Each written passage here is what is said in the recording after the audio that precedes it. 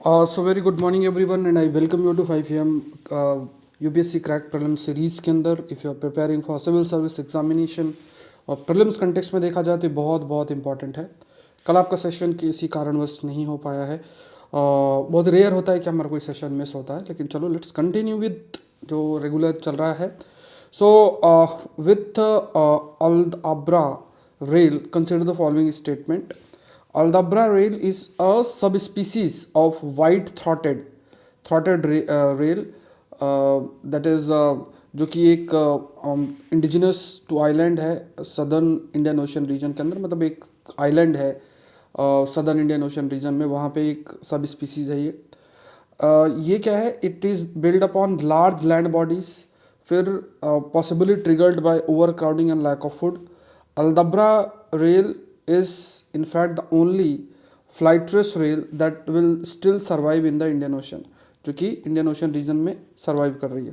तो यहाँ पे देखो, Aldabra rail the bird that came back from the dead by evolving twice. तो आप बस ये समझना कि ये कोई रेलगाड़ी नहीं है, मतलब नाम सुन के तो आपको लगेगा कोई रेल है और इस टाइप से।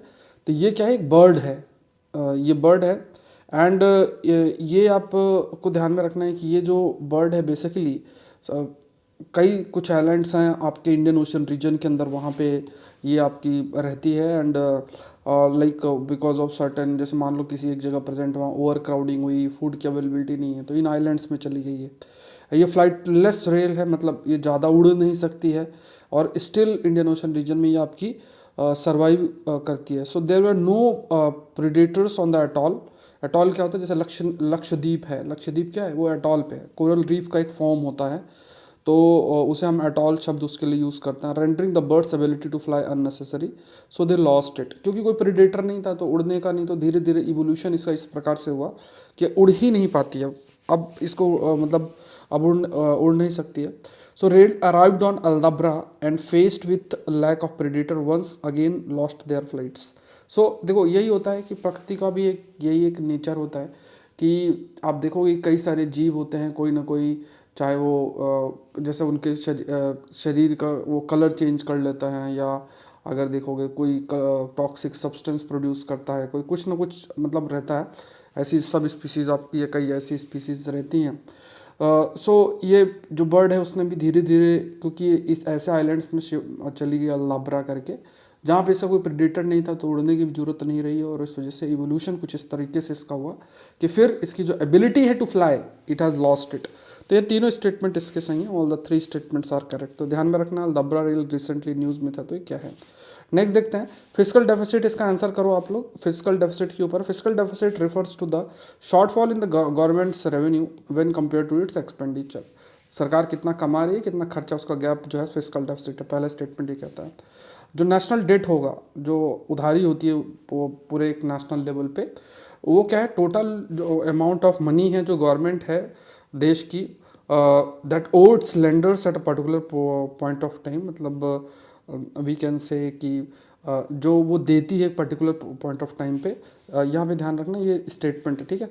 जितना गवर्नमेंट का फिजिकल डेफिसिट होगा as a share of GDP, मान लो जितनी जीडीपी है उसका जो शेयर होगा, the more likely its lender will be paid back without trouble. तो जितना अधिक आप कह सकते हैं कि गवर्नमेंट का फिजिकल डेफिसिट होगा, तो ये रहता है कि it's like more likely its lender will be paid back without trouble. क्योंकि फिजिकल डेफिसिट जितना ज़्यादा होगा, आप ये देखो कि जो कैपेबिलिटी है पे की, उसको भी, मतलब क्योंकि अगर फिजिकल डेफिसिट आपका ज़्यादा, इसका मतलब आप अपना जो भी नीड है उसको कैसे पूरा कर रहे हो। You are like borrowing from the market and then you are somehow pay, मतलब समहाउ अपने जो खर्चा वो चला रहे हो। जैसे मान लो आपके 100 रुपये कमाई है, आप खर्चा 150 रुपये कर रहे हो, तो 50 रुपये आपकी उधारी हो रखी है ना। तो जितनी ज़्यादा बोरोइंग होगी उतनी कैपेबिलिटी रीपेइंग की रिड्यूस आपकी होगी।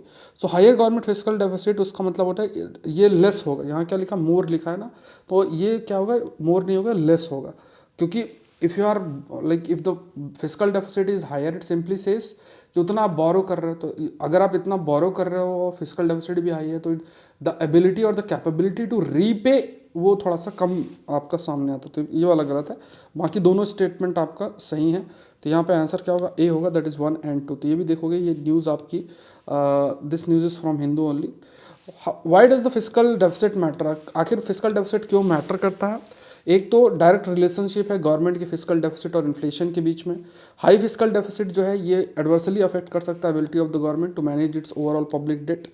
अगर हाई फिजिकल डेफिसिट है वो सरकार की जो एबिलिटी है टू वी कैन से जिसके माध्यम से वो मैनेज कर सके हायर जो पब्लिक डेट है, मतलब उधारी जो है उसको मैनेज किया जा सकता है, वो इस कैपेबिलिटी को हाई फिजिकल डेफिसिट आपका अफेक्ट करता है। लोअर फिजिकल जो डेफिसिट है ये सरकार को हेल्प कर सकता है कि ओवरसीज़ भी सरकार अपने बॉन्ड्स बेच सकती है और ओवरसीज़ जिस सरकार के बॉन्ड्स उनको बाय किया जा सकता है, मतलब आप सरकारी जो बॉन्ड्स हैं उन पे खर्चा बहुत मतलब इन्वेस्टमेंट करके लोग खरीद सकते हैं। और इससे फ़ायदा यही होगा कि जैसे हम लोगों ने डिस्कस भी किया था तो JP मॉर्गन जो रुपी बेस्ड जो सोवरेन बॉन्ड्स हैं उनको लिस्ट करने की बात की है, तो उस पर काफ़ी हमने द हिंदू के सेशन में चर्चा भी कर रखी है, तो उसका क्या बेनिफिट हो सकता है क्या नहीं हो सकता है। लेकिन ये एक है कि देश का अगर फिजिकल डेफिसिट कम है तो ट्रस्ट एक बढ़ता है, बाहर के जो लोग हैं उनका जो ट्रस्ट है, इन्वेस्टर्स का जो ट्रस्ट है, क्योंकि उनको रहता है कि ठीक है उन जो भी खर्चा करेंगे तो जो कैपेबिलिटी है रीपे करने की वो आपकी हायर होगी।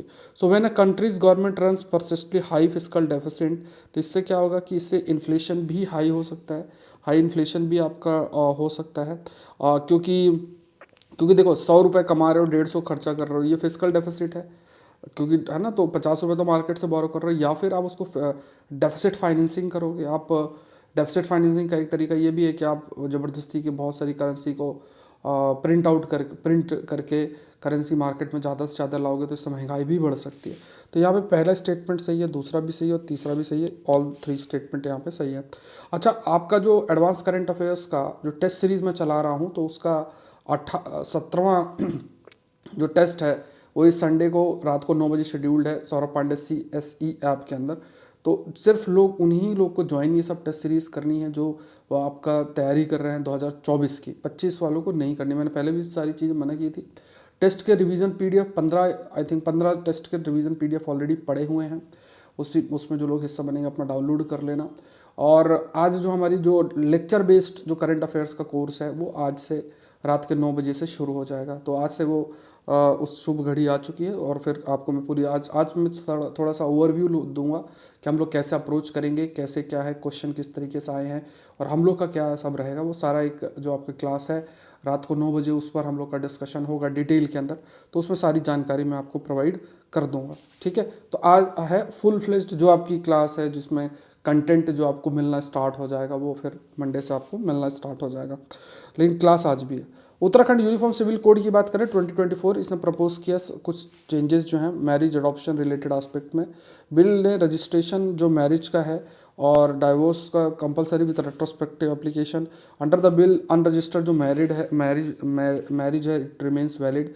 फेलियर टू रजिस्टर मैरिज अगर है, मतलब अगर मान लो मैरिज को रजिस्टर नहीं किया जाए after issue of a notice by sub registrar attract a fine of इतना।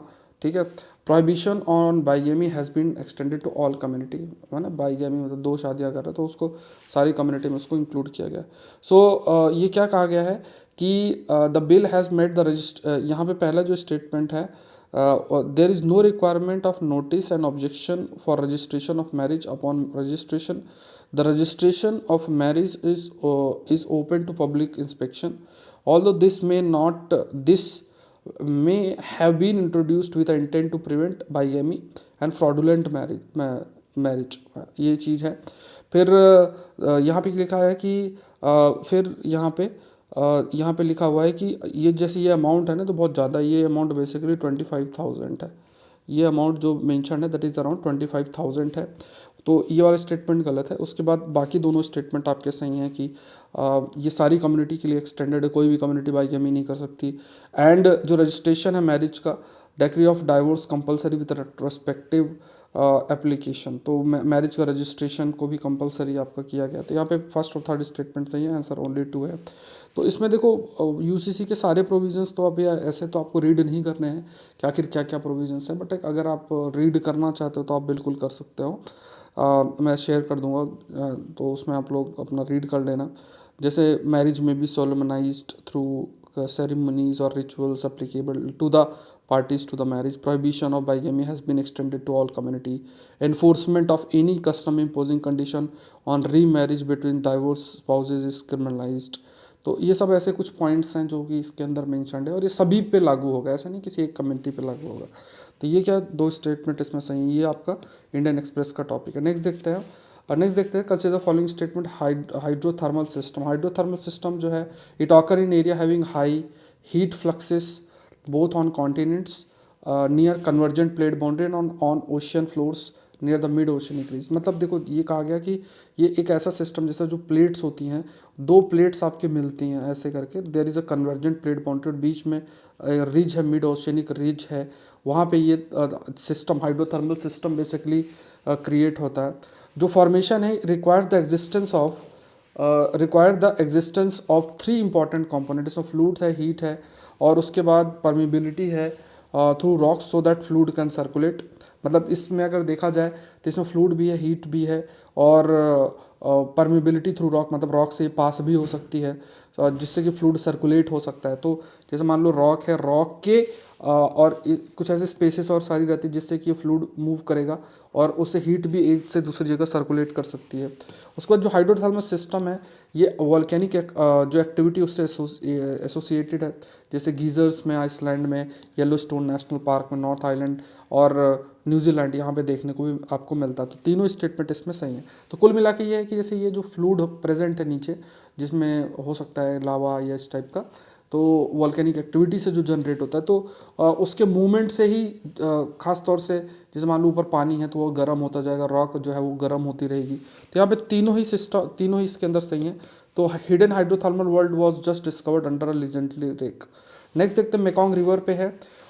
मेकॉन्ग रिवर ये ट्रांस बाउंड्री रिवर है ईस्ट एशिया में, साउथ ईस्ट एशिया में। उसके बाद ये वर्ल्ड का 12th लॉन्गेस्ट रिवर है, 3rd लॉन्गेस्ट इन एशिया है।